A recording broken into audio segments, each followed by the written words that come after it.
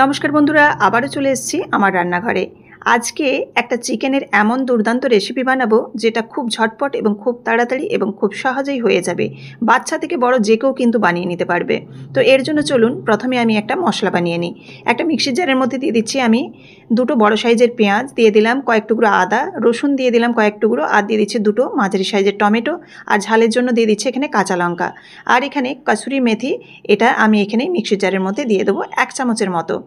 দিয়ে এটাকে খুব ভালোভাবে একটু ব্লেন্ড করে নিচ্ছি। একেবারে যে মিহি পেস্ট করতে হবে এমন কোনো মানে নেই, একটু দরদরাভাবে পেস্ট করলে কিন্তু রান্নাটা টেস্ট অনেক ভালো হবে। তাই অবশ্যই চেষ্টা করবেন একটু দরদরাভাবে পিষতে।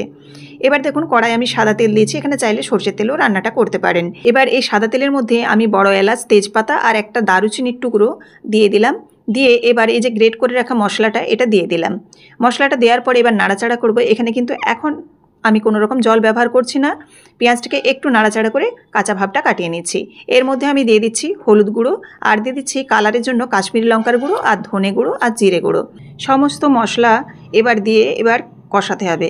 আমি প্রথমেই বলেছিলাম যে কেউ কিন্তু এই রান্নাটা করতে পারবে। তো প্রথমে এই মিক্সির জারের মধ্যে যে মশলাটা বাটলাম এটা যদি বাটা থাকে তাহলে কিন্তু খুব ঝটপট একদম রান্নাটা তৈরি হয়ে যাবে।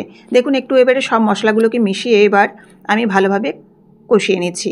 যেহেতু পেঁয়াজটাকে ভাজিনি সেজন্য কিন্তু মশলাটা এখানে খুব ভালোভাবে কষাতে হবে। এর জন্য আমি কিন্তু পরে আবার একটু জল দিয়ে দিলাম। জল দিয়ে কিন্তু মশলাটাকে লো ফ্লেমে বেশ কিছুক্ষণ ধরে কষিয়ে নিচ্ছি। মশলাটাকে কিন্তু এখানে খুব ভালোভাবে কষিয়ে নিতে হবে। আমার রেসিপিগুলি আপনাদের কেমন লাগে অবশ্যই কমেন্ট বক্সে জানাতে ভুলবেন না। আর আপনারা আর কী রেসিপি দেখতে চান অবশ্যই কিন্তু কমেন্ট বক্সে আপনারা জানাবেন। তো দেখুন এখানে আমি মশলাটা খুব ভালোভাবে কষিয়ে নিচ্ছি আর একদম তেল বেরিয়ে এসছে। এই পর্যায়ে আমি দিয়ে দিচ্ছি এখানে চিকেনটা ফ্রিজে ছিল তো আগে বের করা হয়নি, সেজন্য কিন্তু বরফ এখনও পর্যন্ত জমে আছে। তো যাই হোক আমি এই বরফ শুদ্ধই কিন্তু এখন দিয়ে দিলাম। দিয়ে এবার আমি এটাকে একটু মশলার মধ্যে হালকাভাবে নাড়াচাড়া করে নিচ্ছি। যেহেতু শক্ত হয়ে আছে সেজন্য খুব একটা বেশি কিন্তু নাড়াচাড়া করা যাবে না। যতটা সম্ভব এই যে গরম মশলাটা একটু দিয়ে দিলাম। এবার লো ফ্লেমে কিন্তু এটা ঢেকে দেবো মোটামুটি 5 মিনিটের মতো। খেয়াল রাখবেন তলাতে যেন কোনো রকমভাবে লেগে না যায়। এবার দেখুন ঢাকাটা খুলে নিয়েছি। মাংসটা কিন্তু অনেকটাই নরম হয়ে গেছে ভেতরটা। এবার খুন্তি দিয়ে কিন্তু একটু হালকাভাবে চেপে দিলেই মাংসগুলো দেখুন খুলে গেছে। এবার এভাবে নাড়াচাড়া করে নিচ্ছি। নাড়াচাড়া করে এবার চিকেনটাকে কিন্তু কষিয়ে নিতে হবে।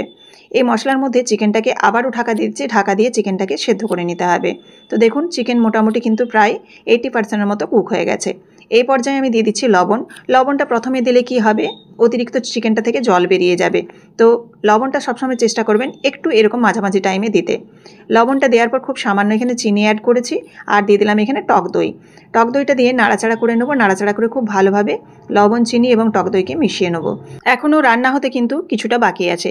তো অবশ্যই কিন্তু আরও ভালোভাবে মিশিয়ে নিয়ে এটাকে আমি আরও একবার ঢাকা দিয়ে দিয়েছিলাম যাতে চিকেনটা খুব ভালোভাবে একদম পুরোপুরিভাবে রান্না হয়ে যায়। তো এই রান্নাটা কিন্তু খুব একটা ঝোল হবে না, এরকম গ্রেভি কষা কষাই হবে। এই রান্নাটা কিন্তু লুচি, রুটি, পরোটা, ভাত যে কোনো কিছুর সাথে কিন্তু খাওয়া যাবে। দুর্দান্ত এর ফ্লেভার। কেন কি এখানে প্রথমে আমি গোটা গরম মশলা ফোড়ন দিয়েছি, আপনারা দেখেছিলেন। তারপর কসুরি মেথিটা যে মশলা বাটার সময় দিয়েছিলাম সেটার জন্য কিন্তু দুর্দান্ত একটা ফ্লেভার আসবে। এখানে আমি সেদ্ধ করে রাখা 3 টুকরো আলু দিয়ে দিলাম। আলুটা কিন্তু একেবারে সেদ্ধ হয়ে আছে, খোসা ছাড়িয়ে দিয়ে দিচ্ছি ডুমো ডুমো করে। আলুটা চাইলে আপনারা নাও দিতে পারেন। মাংসে একটু আলু না থাকলে অনেকেরই জমে না। তো আমার বাড়িতেও সেরকম, যেহেতু আলু না হলে চলে না সেজন্য কিন্তু 3 টুকরো আলু আমি শেষের দিকে দিয়েছি। তো যারা আলুটা খাবেন না বা আলুটা দিতে চান না তারা অবশ্যই কিন্তু এটা অ্যাভয়েড করতে পারেন আলুটাকে। তো দেখুন একদম গ্রেভিটা ঘন হয়ে গেছে আর একদম সাইড থেকে তেলও বেরিয়ে এসেছে। এবার কিন্তু একটা সার্ভিং প্লেটে রেগুলারের মতো আমি নামিয়ে নিচ্ছি, পরিবেশন করে আপনাদের দেখাচ্ছি। তো রেসিপিটি আপনারা দেখলেন কতটা সহজে হয়ে গেল আর দুর্দান্ত এর ফ্লেভার।